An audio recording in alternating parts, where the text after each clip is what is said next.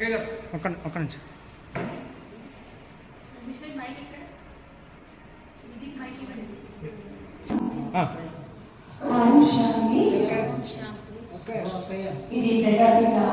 నిమిషం ఇట్రండి, ఇక్కడ కూర్చోండి. కూర్చోండి. చెప్పు. విశ్వవిద్యాలయం దీని ఒక ముఖ్య సంచాలిక గాలి ప్రకాశానంది గారు ఎప్పుడైతే బాగా అభ్యర్థమైనారో 1918 జనవరి 1969లో అప్పుడు గాంధీజీ ముంబైలో ఉండేవారు.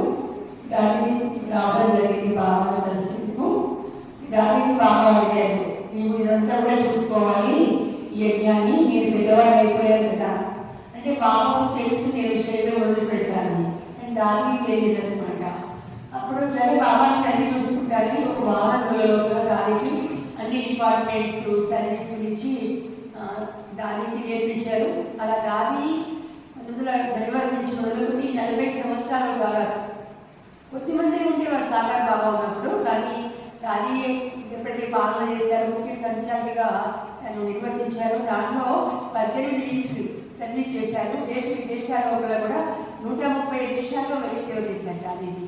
అంటే దాని కంటే కూడా చాలా పెద్దవాళ్ళు ఉండేవారు, కానీ గాంధీజీని బాబా నిమిత్తం చేశారు.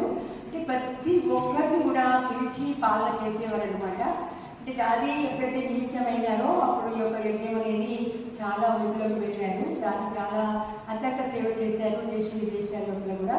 అంటే దాని ఎప్పుడు కూడా స్వభావంలో ఉండేవారు. వేరే